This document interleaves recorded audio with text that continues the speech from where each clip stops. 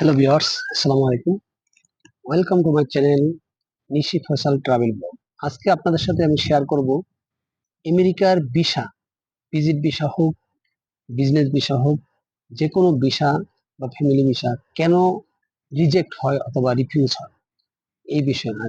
আপনাদেরকে রিকোয়েস্ট করব, যারা আমার চ্যানেলে নতুন, চ্যানেলটি সাবস্ক্রাইব করে আমার সঙ্গেই থাকুন। নতুন নতুন ট্রাভেল বিষয়ক ভিডিও এবং বিভিন্ন ইনফরমেটিভ ভিডিও পেতে আপনাদের সহায়ক হবে। চলুন আমরা আমাদের মূল টপিকে চলে যাই। সাতটা আমি অ্যানালাইসিস করে বের করছি, বিভিন্ন রিসার্চ করে মোটামুটি 6টি রিজন আছে মোস্ট ওয়ান্টেড। এই 6টি রিজনের কারণে আপনাদের ইউএস এর ভিসাগুলা ক্যান্সেল হয়ে যায়, রিফিউজ হয়ে যায়। তার মধ্যে প্রথম যে কাজটা হলো DS-160 একটা ফর্ম আছে, এটা হলো সবচেয়ে ইম্পর্টেন্ট।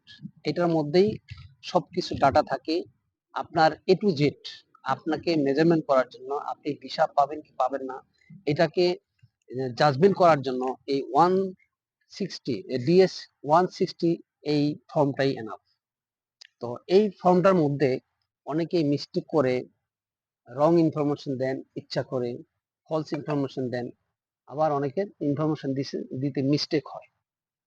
তো এই ভুলের কারণে, এই DS-160 ফর্মের কিছু কিছু ভুলের কারণে আপনাদের এই ফর্মটা, ভিসাটা রিফিউজ হয়ে যায়।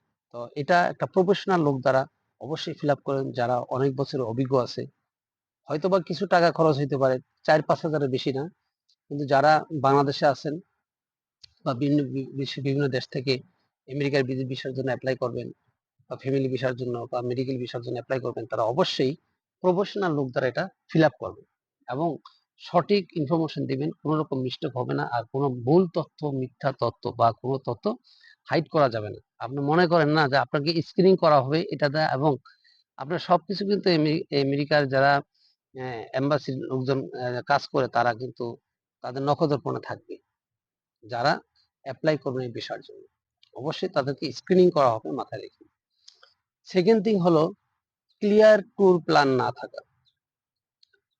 অনেকে আছেন মানে শর্ট ফর্মে দিয়ে রাখেন, কিন্তু ইলাবোরেটলি একটা ইটিনারি বা ট্যুর প্ল্যান বা ট্যুর ভিজিট যে একটা প্ল্যান করা থাকে, আপনি কয় তারিখ থেকে শুরু করবেন, কোন কোন জায়গায় যাবেন, কোন হোটেলে উঠবেন, ওই লোকেশন, তারপরে শেষে ভ্রমণ শেষে সকল স্পটের নাম দেওয়ার পরে কত তারিখ আপনি ফিরবেন, এই ক্লিয়ার একটা ট্যুর ইটিনারি বা ক্লিয়ার ট্যুর প্ল্যান থাকতে হবে। এটা না থাকে, অনেকেই থাকে না, অনেক শর্টকাট কিছু দুই একটা কথাবার্তা লিখে দিয়ে দেন নিজের মন মতো করে। নো, এটাও কিন্তু আপনাকে প্রফেশনাল, আপনার একজন এক্সপার্ট দ্বারা এবং এটা লেখে নিতে হবে, পরামর্শ করতে হবে। তবে একটা জিনিস আপনারা মাথায় রাখবেন, আমেরিকার ভিসার, যে কোনো ভিসার ওয়েটিং টাইম হলো 8 থেকে 9 মাস।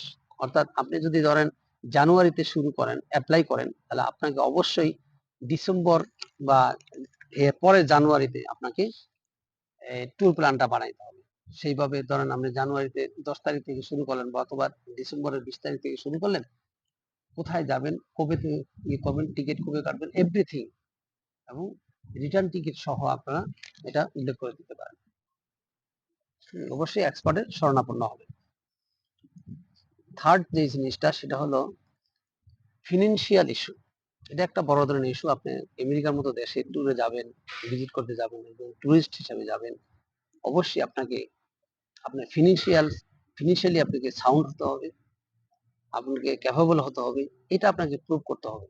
ধরেন আপনার ভালো একজন এমপ্লয়ি, বাংলাদেশে উচ্চপদস্থ জায়গায় জব করেন, এটার স্টেটমেন্ট দিতে হবে। আপনার ব্যাংকে টাকা লেনদেন হচ্ছে বা অথবা বিজনেস করতেছেন, বিজনেস অ্যাকাউন্টে টাকা যাচ্ছে, এবং ফিনান্সিয়ালি সাউন্ড একটা অ্যামাউন্ট, যেটা দেখলে ওরা বুঝতে পারবে হ্যাঁ এটা ক্যাপেবল। এবং এটা কিন্তু অথেন্টিক দিতে হবে, রিয়েলিস্টিক।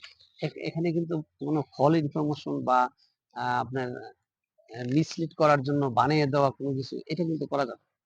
এটা করলে আপনি রিজেকশন খাবেন।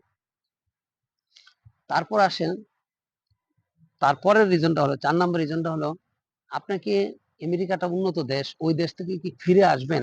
এই ফিরে আসার প্রপার স্ট্রং একটা রিজন আপনাকে দাঁড় করাইতে হবে, কি কারণে আপনি ফিরে আসবেন, এটা আপনাকে শো করতে হবে। আপনি ফিরে আসেন আর না আসেন, কিন্তু আপনাকে শো করতে হবে যে আমি ফিরে আসবো, এটা প্রুভ করতে হবে। এটা প্রুভ করার জন্য বাংলাদেশে ধরেন আপনি অ্যাসেট আছে, আপনার ফ্যামিলি টাইজ আছে, ফ্যামিলি বন্ডিংস আছে, তারপরে আপনি এখানে ভালো একটা জব করেন, বা অথবা আপনি একটা কোম্পানি রান করতেছেন, আপনি কোম্পানি দেখতেছেন, কোম্পানির এমডি হিসাবে আছেন, বা উচ্চপদস্থ কর্মকর্তা হিসাবে আছেন, এই ধরনের রিলেটেড ডকুমেন্টস গুলো আপনাকে সাবমিট করতে হবে, মাথায় রাখবেন, এবং এটা প্রপারলি করতে হবে।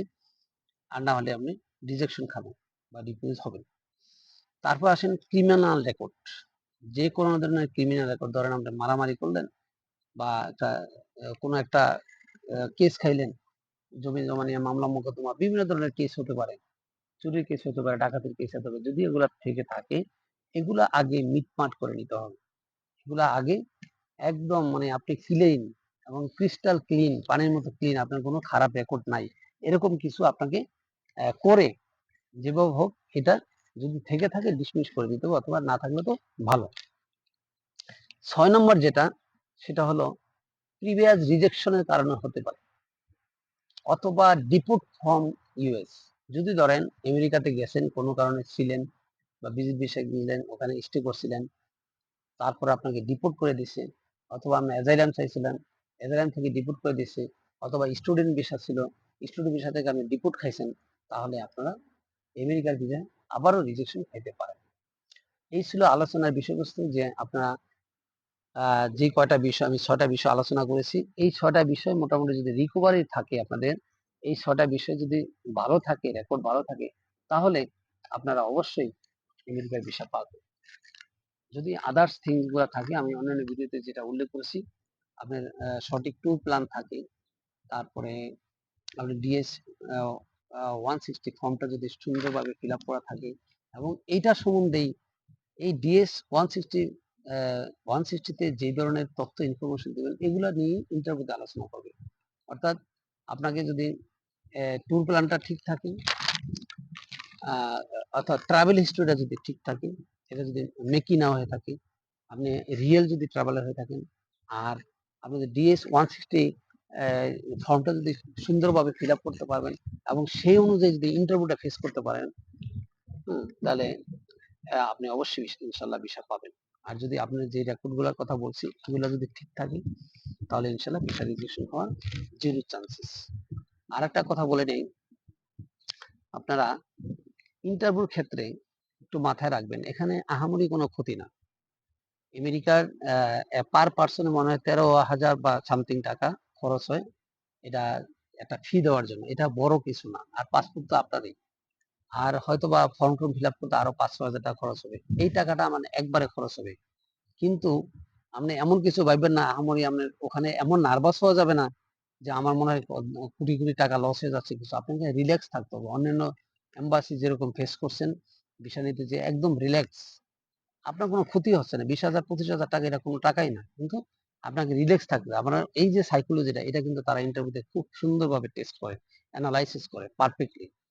যদি তারা আপনার নার্ভাস হয়ে থাকে, তাকে আপনাকে একটা নেগেটিভ ইমপ্রেশন আসবে, অবশ্যই এটা মাথায় রাখবেন। আজ এই পর্যন্ত, আবার দেখা হবে নতুন কোনো ভিডিওতে, নতুন কোনো ট্যুর বিষয়ে সংক্রান্ত ইনফরমেশন নিয়ে আসবো। সে পর্যন্ত ভালো থাকবেন। আল্লাহ হাফেজ।